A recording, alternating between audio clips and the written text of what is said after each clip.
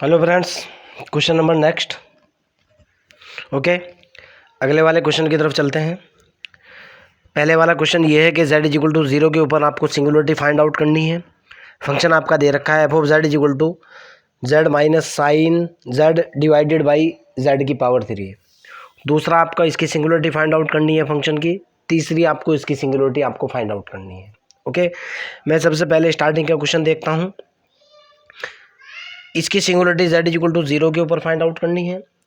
Okay, और इसकी singularity निकालनी है आपको z is equal to a के ऊपर। ओके, और इसमें आपको चेक करना है कि कौन सा सिंगुलर पॉइंट है, कौन सा क्या है। सबसे पहले फर्स्ट पार्ट को देखते हैं। F of z is equal to मेरे पास कितना है भाई? एफ ऑफ z है मेरे पास z माइनस के साइन z बटे z की पावर 3। मेरे पास फार्मूला होता है sine z is equal to कितना होता है भाई?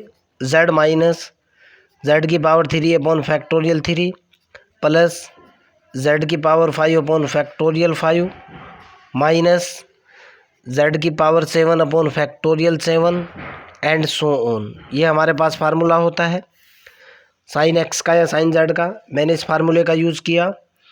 एफ ऑफ z जो निकल करके आया वो कितना निकला भाई?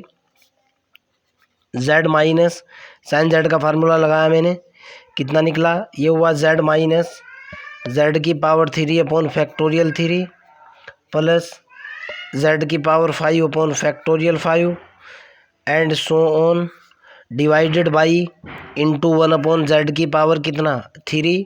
मेरे ख्याल से ध्यान से देखना अब आपको, f of z is equal to जो निकला ये निकला z माइनस के z प्लस z की power 3 upon factorial 3 minus z की power 5 upon factorial 5 plus z की power 7 upon factorial 7 and so on into 1 upon z की पावर 3।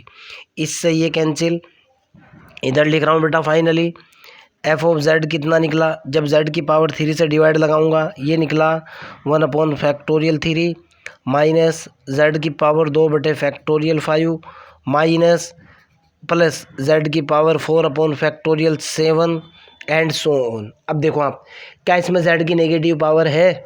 नहीं है। z की कोई नेगेटिव पावर है? नहीं है। और कल आपको डेफिनेशन में मैंने आपको बताया था जब z की कोई भी नेगेटिव पावर नहीं होगी तो रिमूवेबल सिंगुलरिटी होगी। ओके, नो एनी कोई भी पावर z की नेगेटिव नहीं है। No any negative power of z, no any negative power of z, power of z की कोई भी नेगेटिव पावर नहीं, सो दैट रिमूवेबल सिंगुलरिटी क्या होगी? रिमूवेबल सिंगुलरिटी है इसके अंदर। समझ आती है मेरी बात? आगे की तरफ चलता हूँ। क्वेश्चन नंबर 2 देखता हूँ भाई। अब क्वेश्चन नंबर 2 ये कह रहा है, इसी का सेकंड पार्ट है क्वेश्चन का, कि z is equal to a के ऊपर निकालना है। F of z is equal to ये है बेटा, f of z is equal to है साइन 1 अपॉन z माइनस के a। ओके, आप इस चीज़ को जानते हो और z is equal to a पे कैलकुलेट करना है। साइन x का जो एक्सपेंशन होता है या z का बराबर होता है z माइनस z की power 3 upon factorial 3 plus z की power 5 upon factorial 5 minus z की power 7 upon and so on. तो एफ ऑफ z की जो वैल्यू निकल करके आई वो कितनी निकली? पहले वाला स्टेप निकला 1 अपॉन z माइनस के a प्लस 1 अपॉन, सॉरी ये माइनस होगा, 1 अपॉन z माइनस a की power 3 into factorial 3 plus minus plus 1 बटे factorial 5 1 upon z minus a की power 5 and so on. Definition की तरफ चलते हैं। कल मैंने आपको एक बात बताई थी कि ये मेरा एफ ऑफ z होता है जिसके अंदर जो है पहले वाला पार्ट होता है A N z minus a की पावर पॉजिटिव n, दूसरे वाला पार्ट होता है बी एन z माइनस ए की पावर नेगेटिव n। इसको बोलता हूँ मैं रेगुलर पार्ट, इसको बोलता हूँ मैं प्रिंसिपल पार्ट। ओके, ये माइनस का निशान है यहाँ पे, इसको बोलता हूँ प्रिंसिपल पार्ट। अगर प्रिंसिपल पार्ट के अंदर यानी z माइनस ए की पावर ये जो नेगेटिव है ये अनंत तक चली जाए तब होती है एजेंशियल सिंगुलरिटी। अगर कोई भी नेगेटिव पावर ना हो तब होती है रिमूवेबल सिंगुलरिटी। अब यहाँ सोच करके देखो बेटा, क्या ये पावर ऊपर जाने के बाद नेगेटिव में नहीं जा रही? क्या ये पावर नेगेटिव में नहीं जा रही? क्या ये पावर नेगेटिव में नहीं जा रही? और स्टेप क्या है? प्लस अप टू इन्फिनिटी तक नहीं कर सकता क्या मैं? अप टू कह रहा हूँ मैं, अप टू कर सकता हूँ ना? देखो ना आप, तो इस फंक्शन के अंदर किस तरह की सिंगुलरिटी निकली, सो दैट मैं साफ साफ लिख रहा हूँ, principal part contain infinite number of terms. मैं शॉर्ट में लिख रहा हूँ, principal part have infinite number of term, infinite steps लिख दिए मैंने। सो दैट कैसी सिंगुलरिटी होगी? So that essential singularity, essential singularity. समझ आती है मेरी बात? फिर बता रहा हूँ, अगर z की पावर z की पावर नेगेटिव चल रही है और स्टेप्स खुलते ही जा रहे हैं, आप अनंत तक पहुँच रहे हो, एसेंशियल सिंगुलरिटी होगी। z की कोई भी नेगेटिव पावर नहीं होगी तो रिमूवेबल सिंगुलरिटी होगी। आगे की तरफ चलता हूँ। मैंने अलग अलग टाइप के क्वेश्चन जानबूझ करके उठा रखे हैं। एक क्वेश्चन आपका ये भी है बेटा, आपको इसको चेक करना है। F of z is equal to, question number 3 कि f of z is equal to जो आपको दे रखा है वो दिया हुआ है 1 अपॉन कितना दिया हुआ है, z की पावर 4 प्लस के 2z स्क्वायर प्लस के 1 दे रखा है ना। इसको चेक करता हूँ, इसके अंदर पोल है, सिंगुलरिटी है, जीरोज है, क्या है, कैसे है। देखो बेटा, एफ ऑफ जेड को मैं क्या लिख सकता हूँ एक्चुअल में